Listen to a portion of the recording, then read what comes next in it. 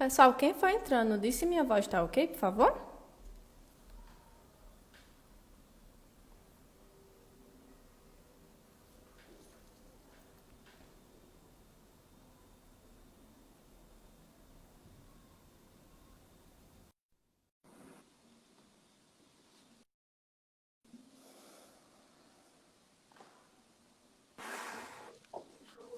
Olá. Oi, Michele. Nossa, boa noite. Quase virou o celular. Tudo Boa bom? noite, tudo bem? E tu tá bem? Pes- tô bem também. Pessoal, confirma se a voz e a imagem da Michele tá ok pra vocês. Pra mim aqui tá ótimo. A minha tá boa pra você, Michele? Tá sim, tudo tranquilo. Pronto, deixa o pessoal dar um ok, que aí a gente começa, tá bom? Tá certo.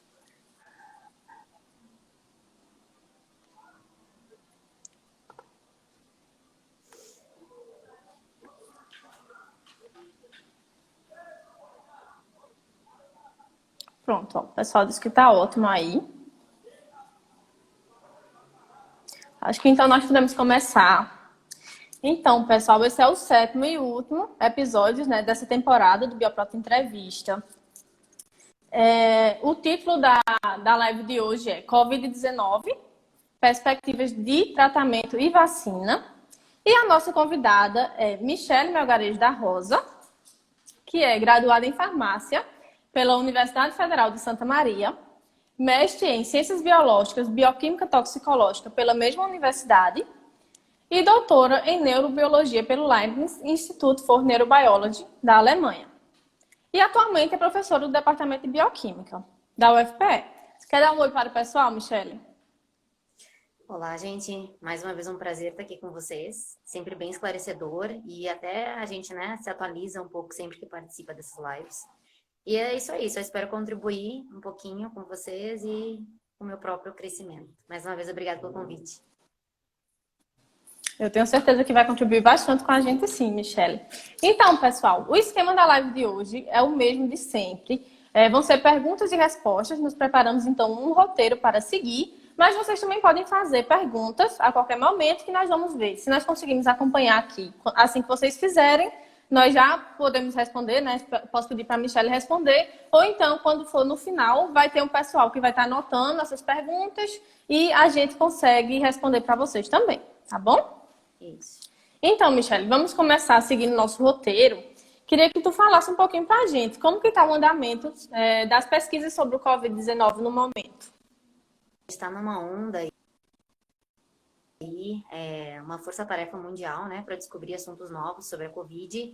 Eu acho que a gente tem pontos principais que estão sendo discutidos agora, que é a questão da terapia, que vai entrar sempre, né, nesse redirecionamento de fármacos. Tem a parte da vacina, que são mais de 200 instituições do mundo todo, né, trabalhando em busca de uma vacina para a Covid.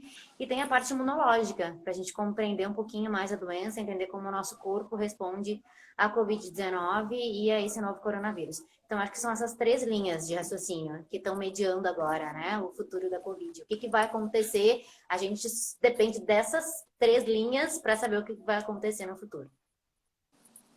Entendi, Michele. E sobre os tratamentos, quais são os que estão sendo mais comentados no momento?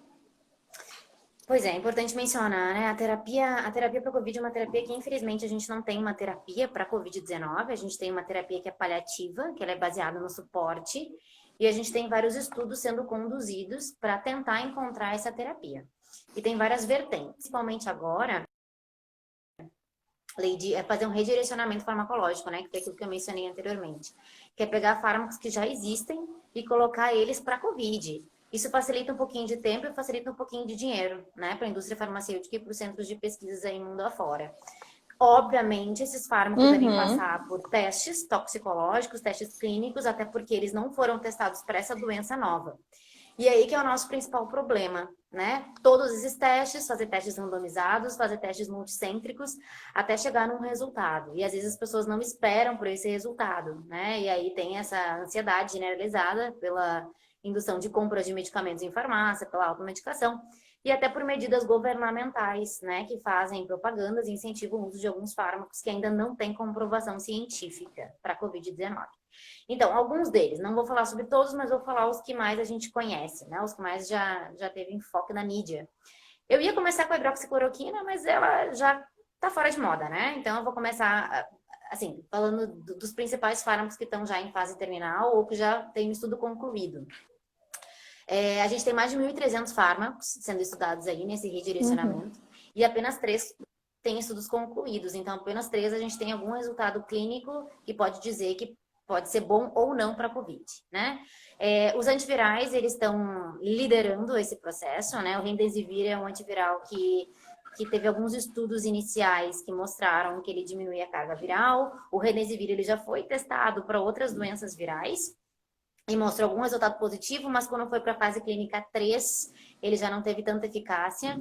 Agora, com a Covid-19, é mais ou menos na mesma linha de raciocínio. Alguns estudos in vitro e in vivo mostraram que ele diminui a carga viral e que ele diminui o tempo de internação de pacientes que estão, né, no hospital em fase grave da doença. Mas não tem nenhum estudo multicêntrico randomizado que mostre que ele realmente é eficaz para a Covid-19. Como outros antivirais também dentro dessa mesma linha. A hidroxicloroquina, né, que é um dos mais populares. A hidroxicloroquina é um antimalárico, é um fármaco utilizado para lúpus há muitos anos. Então, a hidroxicloroquina não é nenhuma novidade para ninguém, né? Ela está no mercado há mais de 80 anos aí. E ela é um fármaco, uma base fraca, na verdade. O que ela faz, e que já foi comprovado para outras doenças virais, é que como ela tem a característica de ser uma base fraca, ela aumenta o pH intracelular, que é onde o vírus realmente vai agir. Só que o vírus precisa de um pH ácido para liberar o seu material genético e para se replicar. E o que a hidroxicloroquina faz é justamente, né, basificar esse pH, impedindo que o vírus tenha esse processo replicativo. E aí, em alguns estudos, mostram que realmente ela diminui a carga viral. Além disso, ela é um fármaco que tem uma meia-vida de eliminação extremamente alta, então ela pode ficar no teu corpo por 6 meses até, dependendo do teu metabolismo. E ela é um fármaco que induz alta interação farmacológica, né? Fora isso, a gente tem o problema cardíaco da hidroxicloroquina, que ela aumenta o intervalo QT do coração e é potencializado esse efeito com o uso da azitromicina. O último estudo que saiu, né, sobre a hidroxicloroquina, ele foi criticado, né, por vários erros metodológicos e erros comparativos, que foi publicado pela revista Lancet. Então, esse estudo ele não tem uma base científica clara, mas a maioria dos estudos que usou hidroxicloroquina falam que ela causa alteração do intervalo cardíaco e tem mais efeitos maléficos do que terapia mesmo eficaz, né, para a Covid-19. Qual é que é o problema disso? Como ela foi uma das primeiras a ser lançadas, a gente teve toda uma conversa mundial, né, sobre o uso de hidroxicloroquina, a Organização Mundial da Saúde apontando um lado e depois retirando ela, desencorajando o estudo com a hidroxicloroquina. O Brasil colocando a hidroxicloroquina nas linhas de frente da terapia para a Covid-19, investindo mais de 1,5 milhões de dinheiro para produzir hidroxicloroquina. Eu não sei se vocês viram que a gente produziu uma quantidade de hidroxicloroquina, né? Os laboratórios farmacêuticos do Exército produziram uma quantidade de hidroxicloroquina que é 18 vezes superior ao que era produzido outros anos. Então, a gente vai ter um estoque de hidroxicloroquina, sendo que ela tem um prazo de validade, né? Que é de 2 anos. E a gente vai ter uma perda monetária bem grande com essa finalidade aí, que foi investido. Teve um estudo recente que saiu sobre ela também, que foram analisados pacientes em hospitais e que viram mais uma vez, né, que ela não trouxe nem benefício nem malefício e outros que trouxeram mais malefícios do que benefícios. Então, não é um fármaco confiável para a COVID. O outro popular é a ivermectina, né, que é um antiparasitário. A ivermectina ela já foi testada para outras doenças virais também e teve um resultado positivo. Na Covid-19, a terapia dela testada foi in vitro. E in vitro ela teve uma diminuição da carga viral, porque ela inibe o transporte do vírus para dentro da célula. Ela é o inibidor do transporte, né, das enzimas que vão transportar o vírus para ficar dentro da célula e da replicação do material genético. E aí, vários países, né, até estão com a ivermectina no seu protocolo para o cuidado da Covid-19, por exemplo, Bolívia, Peru, são alguns países que adotaram esse fármaco. No Brasil, a gente tem opiniões diferentes dela, alguns médicos falam que vários pacientes se tratam com ela e que teve um resultado benéfico, né? Entretanto, esse estudo comparativo é muito delicado. comparar com controle, sem controle, quem está com respirador, sem respirador, em estado grave, em estado não grave. E aí a gente tem um pouquinho erro também, né, da randomização desses estudos aqui no Brasil também. Tem a azitromicina. Bom, a azitromicina, essa é interessante, né? A azitromicina é um antibacteriano, ela é da classe dos macrolídeos e ela vem sendo utilizada. Ela já é um protocolo de pneumonia, né? Então, nos hospitais, quando uma pessoa chega com pneumonia bacteriana, a azitromicina é uma das alternativas farmacológicas. Qual que é o problema da azitromicina? Que a azitromicina é um antibacteriano, ela não é um antiviral, não, né? E aí, com o uso demasiado da azitromicina, a gente tem a indução de resistência bacteriana, por exemplo, que é o que me preocupa bastante. Na verdade, é o que mais me preocupa do uso da azitromicina. Aí, alguns estudos mostram que a associação da azitromicina com a hidroxicloroquina ela tem um efeito potencializado e aumenta ainda mais esse dano cardíaco, né, que a hidroxicloroquina pode causar. E ainda tem a função de que, claro, né, ela vem sendo utilizada para COVID, porque alguns estudos in vitro mostraram que ela tem alguma atividade anti-inflamatória. E aí ela diminui a inflamação causada pela COVID-19, e isso já está comprovado, né, por vários artigos diferentes, que a COVID induz uma alta margem, né, de resposta inflamatória dentro do corpo, principalmente mediada por citocinas. Então, ela poderia auxiliar nesse processo, mas também não tem nenhum estudo conclusivo, tá? E eu gostaria também de citar, só para finalizar essa classe esse perfil medicamentoso, né? Que ultimamente foi lançado aí uns novos protocolos envolvendo os corticoides, né? Gente, os corticoides são fármacos anti-inflamatórios utilizados para qualquer doença inflamatória. Qual é o problema dos corticoides que foi lançado, principalmente a dexametasona aí nos estudos, né?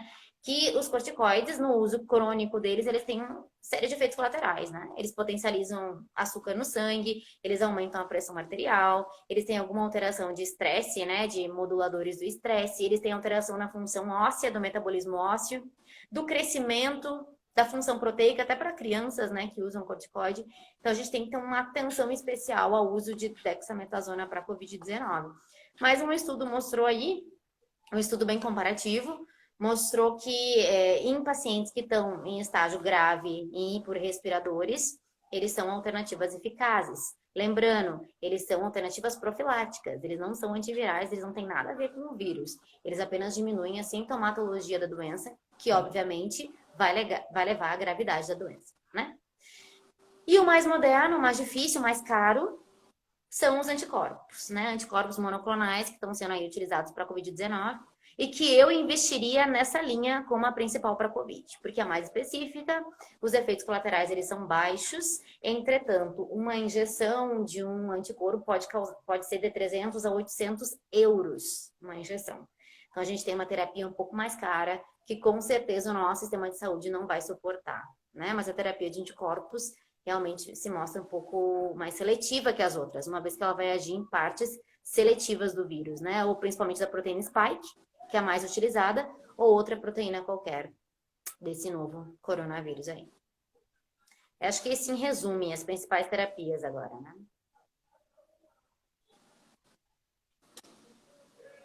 Muito esclarecedor, Michelle. Vacina. Então, perspectivas Muito esclarecedor, que nunca se viu Michelle, na história totalmente. mundial antes. Em relação da às vida, vacinas, né? quais são as teve aí uma perspectivas? busca de conhecimento, uma união de cérebros que foi linda e que eu acho isso maravilhoso na ciência. E a gente está aí com promessas para o final desse ano e início do ano que vem, coisas que nunca se viu no mundo, né? A vacina que teve aí o tempo mais rápido de processamento teve 10 anos. Então, a vacina tem altas chances de insucesso, né, Leidia? Por isso que a gente pena um pouquinho quando a gente vai falar de vacina. Por que tem várias chances de insucesso? Se fosse fácil, o HIV teria cura, né? Outras doenças virais também teriam cura. O problema é que tem que, tanto o antiviral quanto a vacina, né? O problema de não ter antivirais específicos também é isso. O antiviral tem que agir na célula sem matar a célula humana, é só matar o vírus. O vírus está constantemente se replicando, então a gente tem uma alteração do material genético, alteração da resposta imunológica, isso vai alterar efeito farmacológico e principalmente efeito de vacinas. E o vírus tem uma capacidade de se esconder do nosso sistema imune, né? Muito grande, ele é muito fugaz nessa questão. E aí, mais uma vez, dificultando a terapia de vacinas. Mas, além de tudo isso, né? A gente tem mais de 200 empresas aí nessa linha de vacina e 15 delas estão em fases clínicas. O Brasil também está contribuindo com as vacinas, eu acho bem interessante. A gente vai comentar da Fiocruz, da USP mais além, que são as que estão liderando esse processo, né, de vacinas para a Covid-19. Mas ele tem um processo longo, né? Não sei se querem que fale do processo longo, se tu acha interessante. Para síntese de vacina até comercialização delas. Então, assim, em linhas gerais, né? Fale. Quero sim, já. Michele, vamos esperar só 15 segundos. Tá bom. Que era justamente a próxima pergunta, eu vou te fazer e a gente espera 15 segundos, porque meu áudio está atrasando mais ou menos esse tempo, tá bom? Pelo que disseram aqui. Então, é justamente qual seria a próxima pergunta, que é como é o processo, né, de aprovação de uma vacina e por que a chance de sucesso é grande. Internacional, né? Vamos esperar um pouquinho. Tendo que esperar. Acho que agora dá para responder. Bom, primeiro que a gente tem várias fases clínicas numa vacina até ela chegar realmente a ser comercializada. Tudo começa com a identificação, né, daquela agente patogênico que eu quero inativar e que eu quero bloquear com uma vacina. E isso a gente liderou de forma muito rápida, né, com a Covid-19. A gente teve sequenciamento gênico do vírus de forma exemplar e de forma rapidíssima. A partir desse que é o primeiro ponto, a gente vai escolher uma região, no caso aqui, né, desse novo coronavírus, que vai induzir resposta imune. E aí esse é o problema da Covid-19, porque a gente não sabe, né, o que é a resposta imune que está sendo induzida, qual o tipo de anticorpo, qual o tipo de célula humoral, de resposta celular que o vírus vai induzir. Então, em teoria, a gente escolhe uma região nesse vírus, que é a região de maior escolha, é a proteína spike, que é a proteína que reconhece o vírus na célula. E aí a gente, claro, produz isso em laboratório e analisa se tem uma resposta imune induzida por isso, e aí começam as fases pré-clínicas, né? Que é o estudo em linhagens celulares e depois passar para modelos animais, para ver se realmente isso aí está induzindo uma resposta imune. Depois desses modelos animais, a gente começa as fases em vivo, né? Em vivo em humanos, que é a fase clínica das vacinas, então, que é dividida em 3 fases. A primeira fase envolve pacientes sadios, e é um pequeno número de pacientes, né? Só para eu ter uma ideia de como eles estão respondendo a esse meu composto. A segunda fase, isso é anos, né? Primeira fase, anos, aí a segunda fase, outros anos. A segunda fase engloba um número um pouquinho maior de pacientes, mas o interessante dessa fase é que esses centenas de pacientes que vão ser testados, eles podem ter doenças, né? Eles podem ter diabetes, eles podem ter hipertensão, eles vão ser idosos, eles vão ser crianças. Então, eu vou pegar um pouquinho de tudo que é grupo de risco e vou tentar analisar como que eles respondem a essa nova vacina.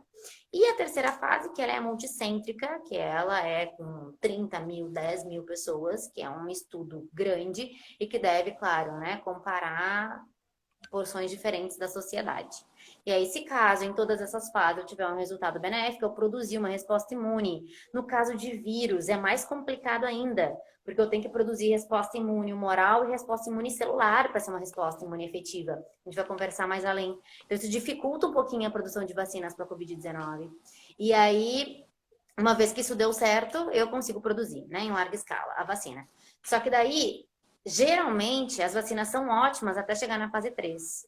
E na fase 3 tem algum problema colateral e aí elas não têm continuidade, né? Essa análise de vacinas e da comercialização dos produtos. Então, esse é o problema. São 10, 15 anos dessas análises até que a gente consiga dizer que é um composto efetivo que induz resposta imune sem gerar doença.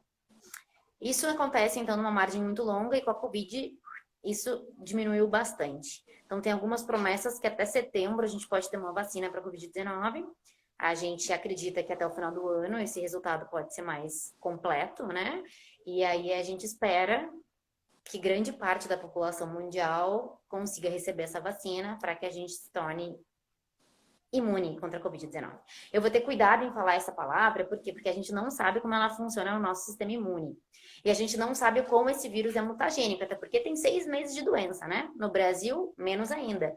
Então, como o nosso corpo responde ainda é uma pergunta. Ninguém tem essa resposta. E o que a gente está tentando, o que o mundo está tentando, é investir em alternativas.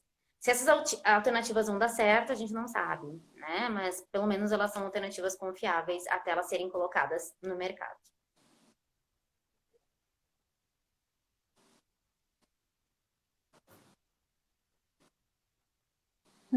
Michele, é justamente o tema, mais ou menos, da próxima pergunta que a gente pensou aqui, que é como você vê esse desenvolvimento muito É rápido da vacina complicado para o falar, eu acho que é Covid. Qual a sua necessário, tá? opinião? Eu acho que essa Você acha que a gente pode sair força-tarefa, essa junção de prejudicado? cérebros que se teve, ela é necessário nessa fase que a gente se encontra.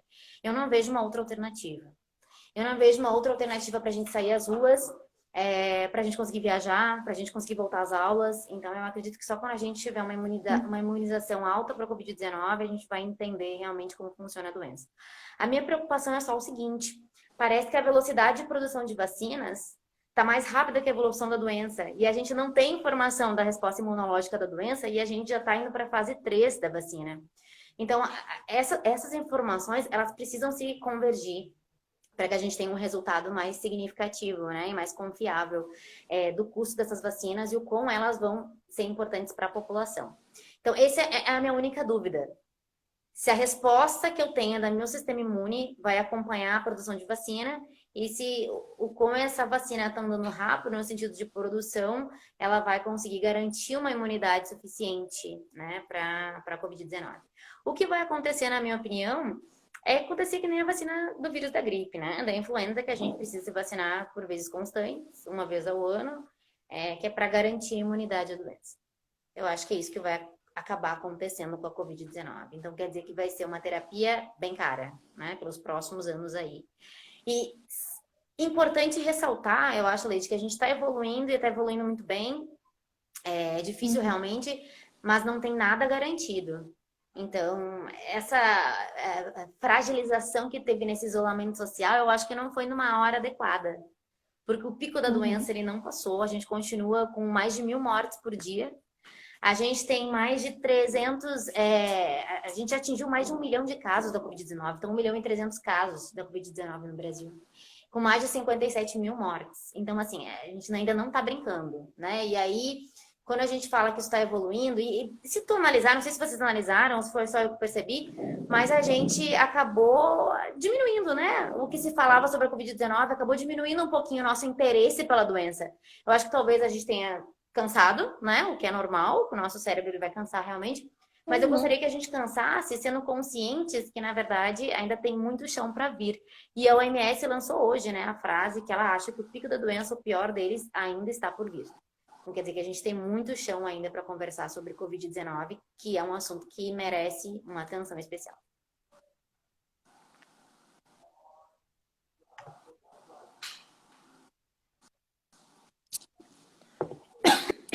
Desculpa, pessoal.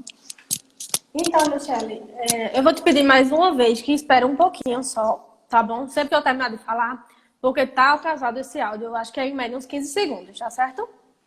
Então, aí teve a pergunta do Diego Marques, que foi justamente sobre esse custo que você já falou, né, que será alto da vacina. Essa imunização em E massa. será Então, que os isso é governos podem providenciar a vacinação agora, em massa? acho que daqui um pouquinho, sobre as indústrias que estão liderando esse processo. Ai, não esperei os 15 segundos. Será que foi?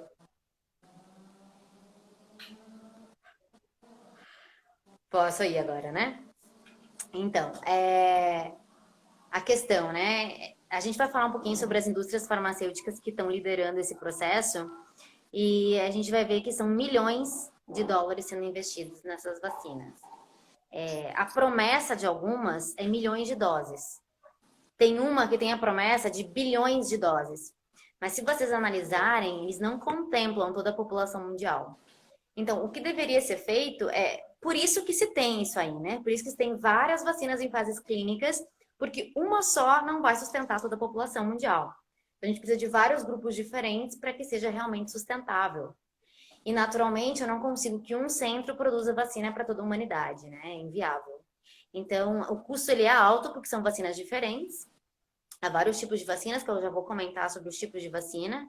E dentro desses tipos de vacina, tem custos, né, de produção. E, claro, quanto maior é o número de doses, maior é o custo de produção. Então, pensem na população mundial, pensem na população brasileira.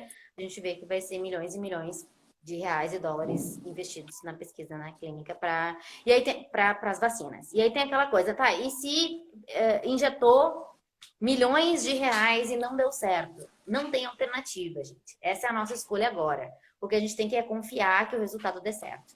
Para eu investir milhões de dólares nessa pesquisa, significa que alguns estudos já foram feitos, que de alguma forma já me garantiram alguma eficácia, né? E aí por isso que seguiram adiante.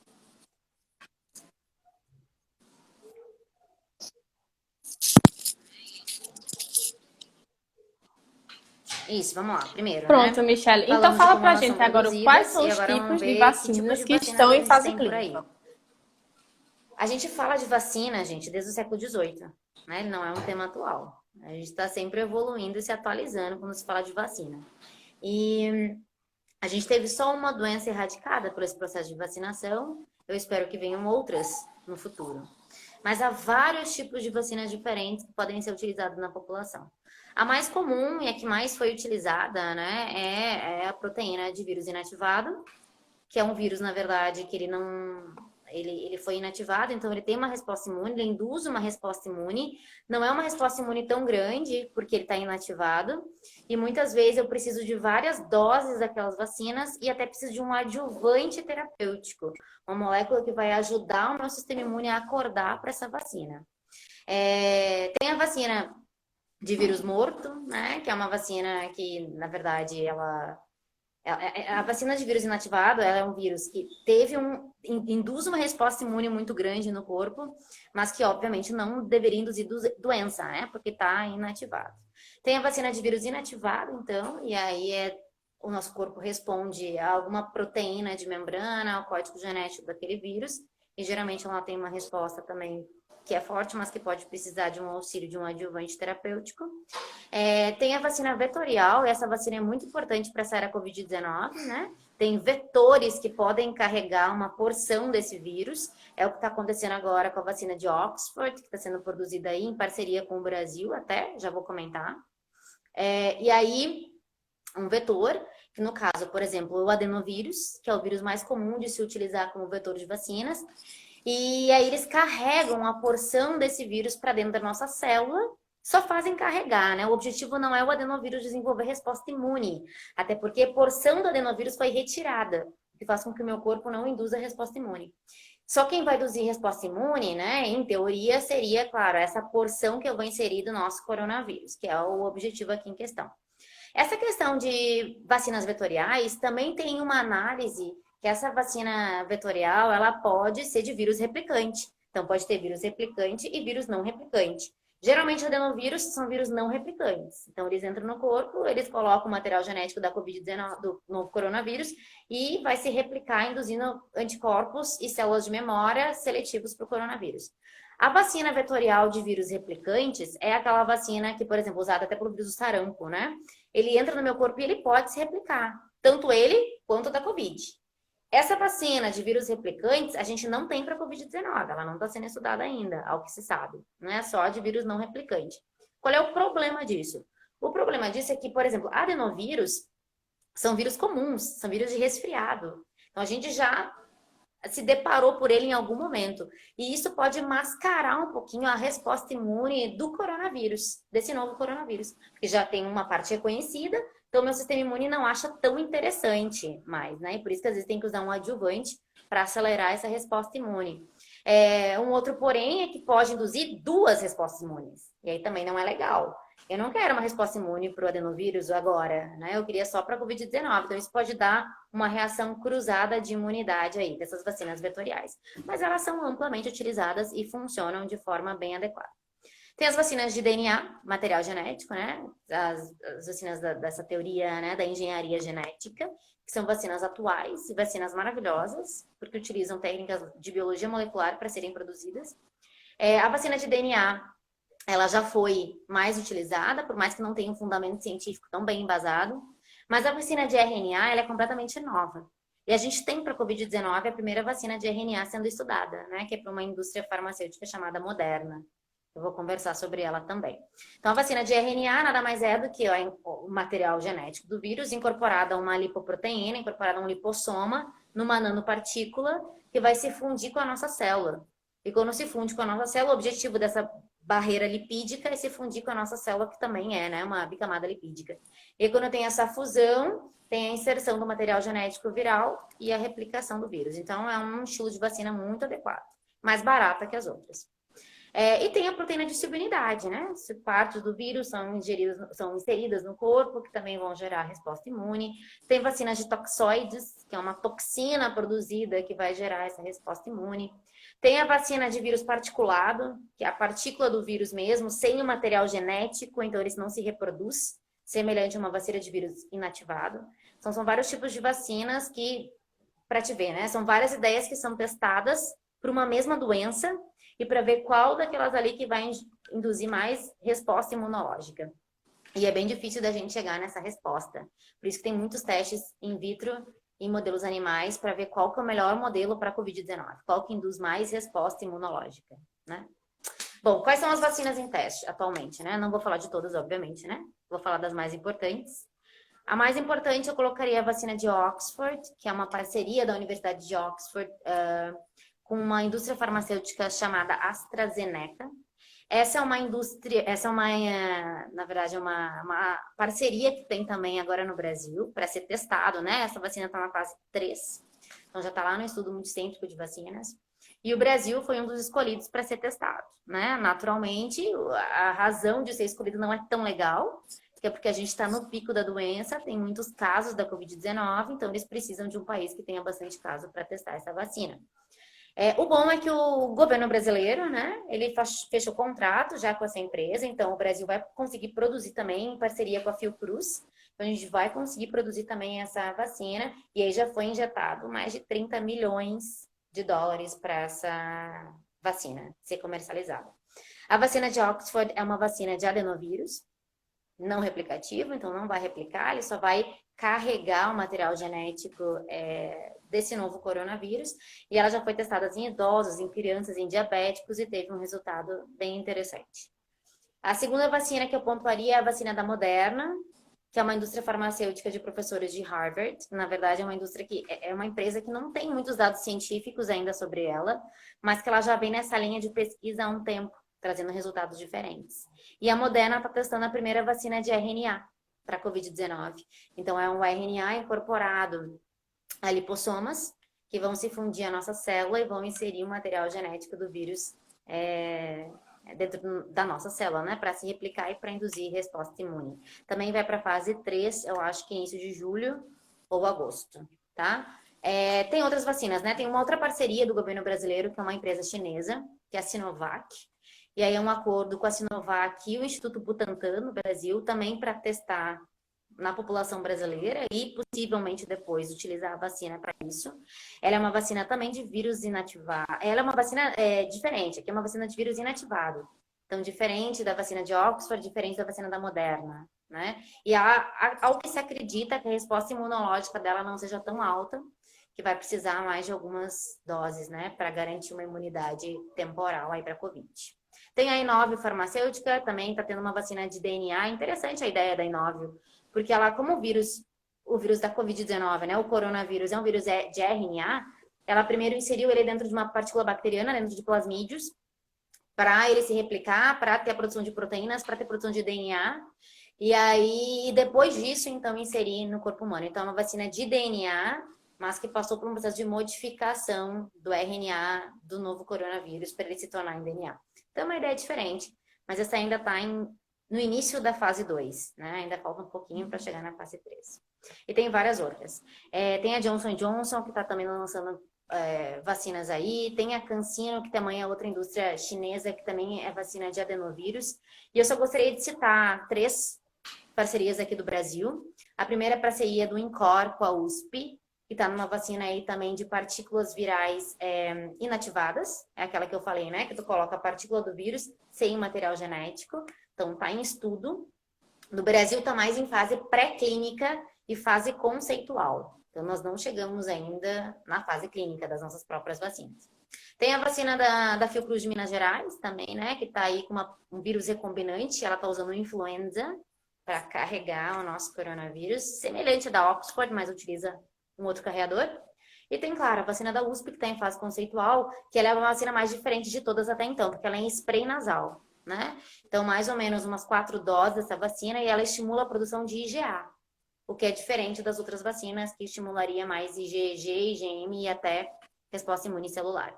Quais são os problemas, Leide? Os problemas é que a gente não sabe qual a especificidade de resposta imune induzida por essas vacinas. E, mais uma vez, né, para vírus, seria interessante eu induzir uma resposta imune que é humoral e uma resposta imune que é celular. E a gente não sabe se isso ainda vai acontecer, né? Mas é isso aí, essas são as principais vacinas em questão, em análise nos dias de hoje.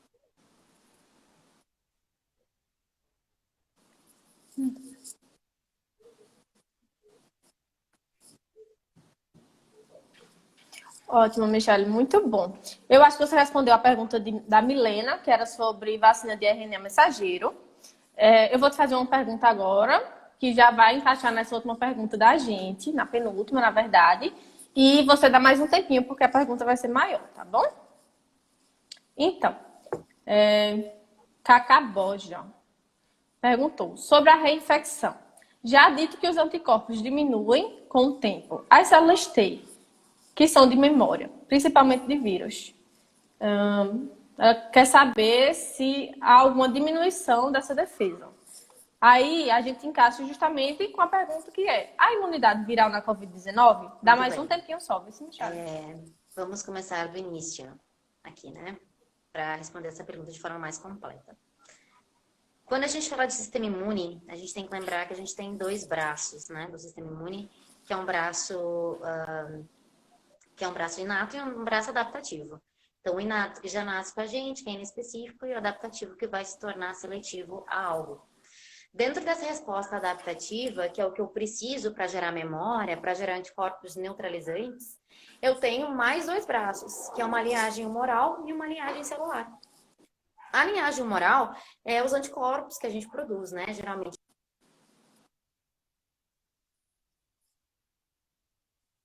Quando eu tenho, né, uma característica não tão interessante, mas uma característica se eu tenho ou não imunidade daquela doença. E a resposta imune celular vem de células T, né, que também são células de memória. Então, essa pergunta que foi feita anteriormente, ela é bem interessante. Por quê? As células T, o que é o vírus? O vírus é um parasita intracelular obrigatório. Então, o anticorpo não detecta o vírus dentro da célula. Quem detecta o vírus dentro da célula vai ser a nossa imunidade celular. Então, por isso que a gente fala que para vírus, né, é mais interessante eu ter uma memória celular de linfócitos T do que de humoral. Quando o vírus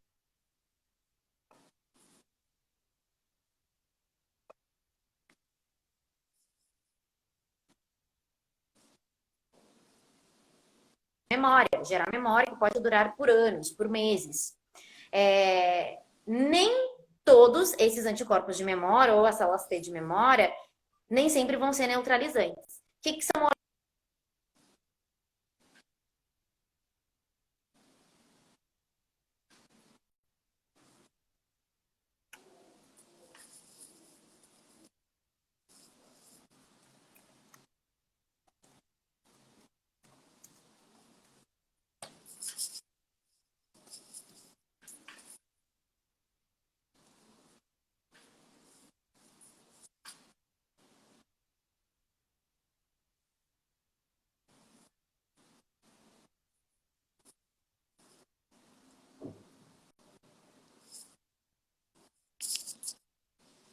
Michele, você tá cortando.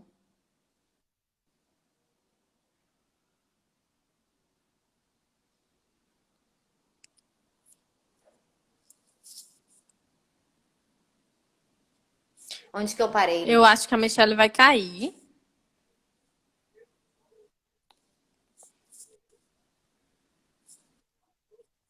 Recomeça, Michele. Espera um pouquinho e recomeça um pouquinho mais sobre essa Então, parte da vamos lá. imunidade, porque eu Vamos acho que ficou recomeçar. travado por um tempinho. Então, eu estava falando que a gente tem dois tipos de memória, né? Uma memória celular e uma memória humoral das nossas células imunes. A nossa linhagem humoral são os nossos anticorpos, que vai gerar vai se ligar especificamente a um antígeno e vai induzir, então, uma resposta, bloqueando a ação daquele antígeno. E tem a linhagem celular, que é uma linhagem também de memória que pode durar anos. Por que a gente detecta mais anticorpo? Por que ele é mais comum de ser comentado? Porque ele é solúvel, né, no sangue, é fácil de detectar, tem altas concentrações. E a linhagem celular não é tão fácil de detectar, muito mais difícil. O que acontece para vírus? Vírus é um parasita intracelular obrigatório. Então, o anticorpo, ele não reconhece o vírus quando está dentro da célula. Quem vai reconhecer esse antígeno é a maniagem celular, que é os meus linfócitos. Então, por isso que a gente diz que a resposta para a Covid-19 parece ser muito superior na linguagem, na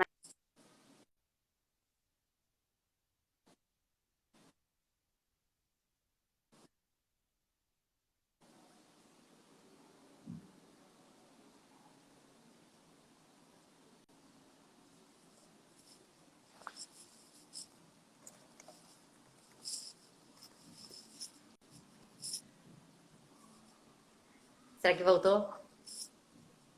Tá. E aonde que eu parei, será? Na linhagem celular, né? Vírus dentro da célula, foi, né? Tá. Então, como o vírus fica dentro da célula, meus anticorpos não detectam, não reconhecem. E aí eu preciso de uma linhagem celular para reconhecer esses anticorpos. Então, assim, dizer que IgG é a melhor maneira de se testar sorologicamente para Covid-19 não é uma alternativa verídica, né? Porque já se mostrou aí por estudos que a resposta de IgG ela aumenta ali nos 14 dias de contaminação, mais ou menos. Entretanto, ela decai depois do terceiro mês de infecção pela Covid-19. Então, quer dizer que se eu tiver uma memória da Covid, eu não vou conseguir detectar por IgG. Isso vai dar um resultado falso negativo, falso positivo. Então, o ideal seria o quê? O ideal seria eu ter em conjunto disso aí um teste de imunidade celular, para saber se eu ainda tenho essa resposta celular induzida pelos linfócitos T, né? Infelizmente, a gente não sabe muito bem como o nosso sistema imune está funcionando na Covid. Você sabe que a gente tem uma resposta de GA, tem uma resposta de GA, de GM e de GG, e que eles decaem um pouquinho a partir ali, né, da terceira semana, decaindo até, tem alguns estudos que mostram que decai completamente no terceiro mês. Então ainda está muito obscuro como que a gente vai responder esse vírus. Por isso que a gente precisa de mais resultados celulares, para ver como é que a gente vai se comportar de forma celular essa pandemia. Uma outra coisa que é interessante nessa questão de anticorpos é que, por exemplo, o IgA, que é até a vacina da USP, né, que é uma vacina de IgA, se mostrou que está em altas concentrações no plasma de pacientes contaminados, justamente porque o vírus ele entra por mucosas, né, que é a região seletiva do IgA se proliferar. Então, o IgA poderia ser uma outra forma de detectar se a pessoa foi ou não contaminada pela Covid-19. Qual é que é o problema dessas linhagens e dessa produção de células imunes que ainda não sabe se vai durar? Primeiro, que a gente não sabe quanto tempo dura. E segundo, que a gente não tem tantas informações que são neutralizantes. O que significa? Que se não forem neutralizantes, eu não estou imune à Covid-19. Não sei se eu crio uma resposta imune que é compatível para me defender para sempre da Covid, ou se eu crio uma resposta imune que ela é momentânea, né? Como são muito poucos os estudos que mostram essa reinfecção, é um que outro, né? Caso lá na China, a gente pode dizer que tem sim uma memória à Covid-19, a gente tem uma resposta imunológica celular e humoral, só que a gente não sabe quanto tempo ela dura. E como a gente não sabe quanto tempo ela dura, a gente não pode relaxar nas maneiras de isolamento social, né? Tem que sempre se manter com cuidado à patogenia.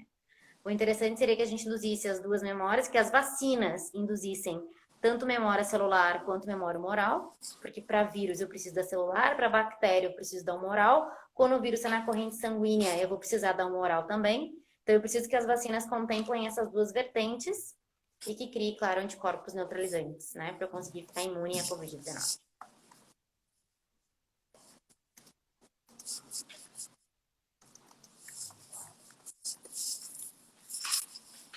Uhum. Michelle, eu só vou ver se temos mais alguma pergunta. Senão, eu vou fazer tua última pergunta, né? Não tem mais perguntas. Então, Olha, Michelle, para a gente finalizar, sempre, né? você quer É um passar tema algum que gera recado para o ansiedade, pessoal é um acerca tema do que está tema? gerando até depressão. É importante mencionar, gente, que o isolamento social, ele não gera ansiedade e depressão, o que gera é a doença, né? O medo da gente de ser contaminada pela Covid-19. Eu acredito que a gente tem que confiar na ciência, acima de tudo. Ela está tentando, de forma mais rápida possível, isso é literalmente falando, de forma mais rápida possível, trazer as respostas que a gente está precisando. Essas respostas, elas ainda não surgiram, mas elas vão surgir num futuro próximo. Então, o que se espera é que até o final do ano a gente tenha mais esperança na vacina para a Covid-19, mais esperança na terapêutica, que a gente conheça mais a nossa imunidade para a Covid-19 e até lá a gente vai ter que se cuidar, né? A gente vai ter que respeitar o isolamento social, vai ter que respeitar as medidas de cuidado pessoal, álcool, vitamina D, interessante, né? Que a gente se expõe um pouquinho ao sol para ter essa síntese de vitamina D, para aumentar a nossa imunidade e que a gente sempre cuide da nossa saúde mental, porque sem ela não adianta ter Covid ou não Covid, não vai funcionar, né? Então, a saúde mental a gente consegue cuidar com um sono adequado, com a alimentação saudável, com a prática de exercícios físicos e com muita leitura. Eu sei que eu sei que é um tema que algumas pessoas já não devem querer mais ouvir, e inclusive, né, várias pessoas próximas de mim falam disso, mas gente, a gente tem que ser realista. É o tema mais atual do mundo. Nenhuma guerra matou tantas pessoas como a Covid-19 já matou. Então, a gente precisa se conscientizar que, por mais que seja um assunto triste, a gente precisa ler sobre, precisa entender, precisa saber o que está acontecendo e precisa agir com cautela e com responsabilidade na hora, por exemplo, de pensar numa terapia, de pensar num medicamento e de pensar num ato, né? Um comportamento que a gente pode ter perante a sociedade. Então, eu só peço um controle mental um pouquinho, muita saúde emocional para todo mundo e que todo mundo consiga se cuidar e enfrentar essa pandemia da melhor forma possível. E mais uma vez agradeço a todos vocês pelo convite e eu espero que surjam outras oportunidades da gente se reunir.